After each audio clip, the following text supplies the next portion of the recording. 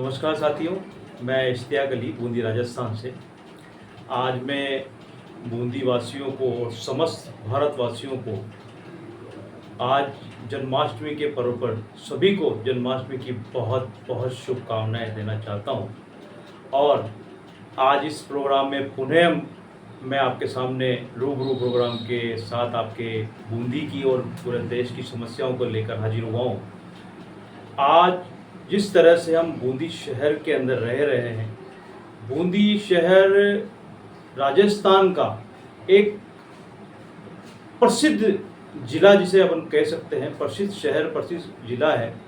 लेकिन दुर्भाग्य की बात है कि आज हमारे बूंदी शहर के अंदर जो हालात हो रहे हैं शायद वो किसी से छुपे हों।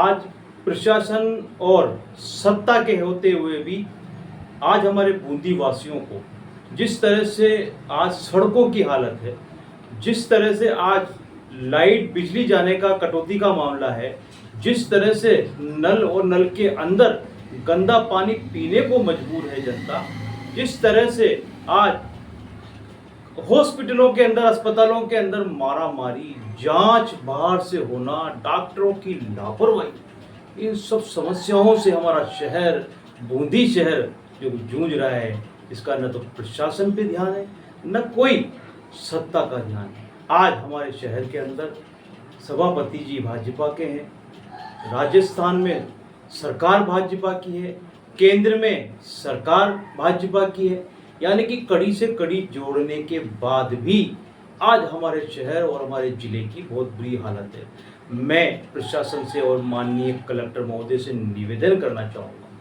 कि कम से कम हॉस्पिटल की व्यवस्था को देखें। वो चरमराती हुई व्यवस्था हॉस्पिटल की, आज डॉक्टरों की ये पोजीशन है कि डॉक्टर को कोई मरीज दिखाने जाता है तो डॉक्टर वहाँ से लापता हो जाते हैं, वो कहीं दूसरे कमरे में बैठ जाएंगे, कहीं इधर उधर चले जाएंगे और मरीज परेशान होकर मजबूरन उनके घर पे उनको जाना पड़ेगा। आज जांचों का मामला ले लो, जांच वहाँ हो रही है, उसके बावजूद जांचों को बाहर भेज रहे हैं, या नहीं हो रही है तो उसको मशीनों को सही कराने की बात तो बहुत दूर की बात है, उनको कह दिया जाता है कि बाहर करा के लेके आओ।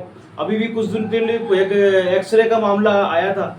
इस तरह से आज मौसमी बीमारियों का आक्रमण हमारे पर हो रहा है, लेकिन इनका आक्रमण रोकने के लिए जो हमारे सेना के अध्यक्ष डॉक्टर बनाए गए हैं वो लापता हैं और इनके ऊपर प्रशासन और राज्य सरकार की कोई कमान नहीं है। रोड की हालत आप देख रहे हैं, अब बिजली की हालत देखो, हर दिन के अंदर कम से भी कम हर शहर मोहल्ले कॉलोनी के अंदर 5-5 बार कट ऑफ हो रहा है। एक घंटा, एक आधा घंटा तक, 30 मिनट तक लाइटली बिजली गुल है।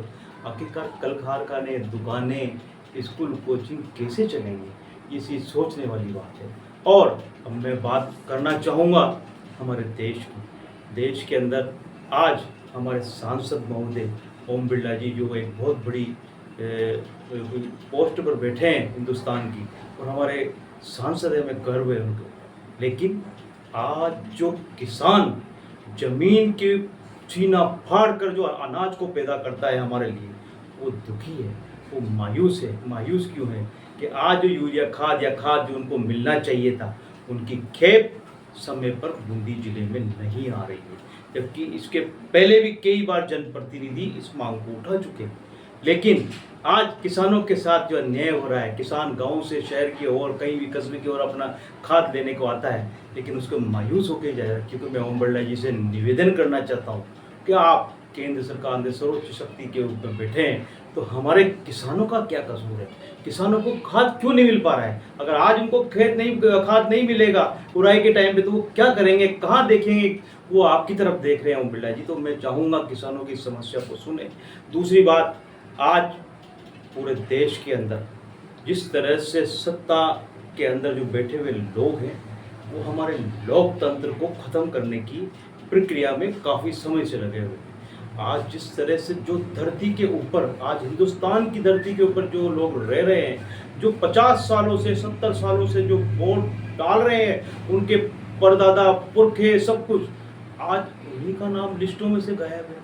आज उन्हीं को उनका मत देने से उनको छीना जा रहा है। जबकि हमारा देश आज़ाद हुआ था, तो आज़ाद देश के अंदर ये नींव रखी गई थी कि हमें लोकतंत्र को बनाए रखना है, और लोकतंत्र को बनाने के लिए हमें अपना मत का अधिकार होगा, तब हम हमारे नेता को और हमारे प्रशासक को चुन पाएंगे। लेकिन वो बातें शायद आज़ादी के समय ही थी, और आज उसको ख़त्म किया जा रहा है। आज हमारा मत का अधिकार छीना जा रहा है। उन जिंदा लोगों को जो रह रहे हैं उनके नाम उन वोटर लिस्ट में से हटाए जा रहे हैं, उनके मत अधिकार को ख़त्म किया जा रहा है। आज पूरे देश के अंदर बेरोजगारी की स्थिति भयावह होती जा रही है। बाजार के अंदर नोटबंदी और जीएसटी के कारण जिस तरह से बाजार के हालात हुए हैं, उससे रोजगार नहीं है और सरकारें रोजगार देने में सफल नहीं हो पाई है। तो मैं निवेदन करूंगा माननीय मोदी जी से, लोकतंत्र को बरकरार रखें, नौजवानों को किसी न किसी रूप में रोजगार दें, और सबसे बड़ा मुद्दा स्मार्ट मीटर, जो आज हमारी बिजली के अंदर जिस तरह से जो हमारे पहले ही जो मीटर लगे हुए थे वही बड़े घोड़ों की चाल चल रहे हैं, तो आने वाले स्मार्ट मीटरों का क्या हालात होंगे, क्या आलम होगा। मैं सरकार से कहना चाहूँगा कि जिस तरह से कंपनियों को अब ठेका दे रहे हैं, कम से कम उस स्मार्ट मीटर को रोका जाए। अन्यथा हमारे अशोक चांदना जी, हरिमोहन शर्मा जी, सीएल प्रेमी जी, डोटासरा जी, सचिन पायलट जी और अशोक गहलोत जी, जिन्होंने आह्वान किया है, और ख़ास तौर पे मैं बूंदी जिले की बात कहूँगा कि अशोक चांदना, हरिमोहन जी, सीएल प्रेमी जी ने जो आह्वान किया है 28 तारीख का, मैं सभी जनता, मैं पार्टी की तरफ से बात नहीं कर रहा हूँ, मैं विपक्ष की तरफ से बात नहीं कर रहा हूँ, मैं हर बूंदी के लोगों से ये आह्वान और निवेदन हाथ जोड़ के करना चाहता हूँ।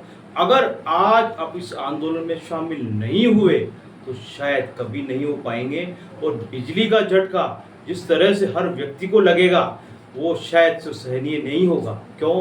क्योंकि जो हमारे लीडर हैं अशोक चांदना जी के हो सकता है ज़्यादा फर्क नहीं पड़े, हरिमोहन जी के हो सकता है ज़्यादा फर्क नहीं पड़े, हो सकता है सीएल प्रेमी जी के ज़्यादा फर्क नहीं पड़े, हो सकता है ओम बिरला जी के ज़्यादा फर्क नहीं पड़े, हो सकता है अशोक लोग, लेकिन आम लोगों के जो बिजली का करंट लगेगा तो वो शायद सहनीय नहीं होगा। इसलिए मैं निवेदन करना चाहूँगा आम जनता से कि इस 28 तारीख के आंदोलन को भरपूर सहयोग देकर कामयाब बनाएं, ताकि जनता की आवाज़ सरकार तक, कानों तक पहुंच सके, और हमारे हक में, जनता के हक में इसको फैसला लिया जाए और स्मार्ट मीटर को रोका जाए। और आज जिस तरह से बारिश का दौर चालू हुआ है, बारिश के दौर के अंदर हमने देखा है किस तरह नदी नाले आए हैं और किस तरह लोगों को परेशानी हुई है। तो मैं सरकार से पुनः निवेदन करूंगा, प्रशासन से पुनः निवेदन करूंगा कि इन खड्डों और गड्ढों और दूसरे नालों को सही कराया जाए, और सभी जगह के हॉस्पिटलों की व्यवस्था सुधारी जाए। और रूबरू प्रोग्राम के लिए जिस तरह से हमारे पत्रकार महोदय कई बार महीनों में 2-2, 4-4 बार इस समस्याओं को उठाते हैं, तो उसका लाभ इस पत्रकारिता के माध्यम से, जहाँ पत्रकारिता कहाँ जा रही है, और एक पत्रकारिता की सोच अपने शहर, अपने देश, अपने राज्य के लिए, रूबरू प्रोग्राम के लिए, इनके रूबरू प्रोग्राम को चलाने के लिए मैं इनको बहुत बहुत धन्यवाद देना चाहूँगा। और पुनः माननीय जिला कलेक्टर महोदय, हमारे ओम बिरला जी, प्रशासन, सत्ता से मैं निवेदन करना चाहूँगा, कम से कम मूलभूत सुविधाएं तो हमें जनता को दें। लाइट की सुविधा है, पानी की सुविधा है, हमारे रोड की सुविधा है, हॉस्पिटल की सुविधा है, कम से कम ये तो दें ताकि जनता जी सके। और मैं पुनः सभी को जन्माष्टमी की बहुत बहुत शुभकामनाएं। जय हिंद, जय भारत।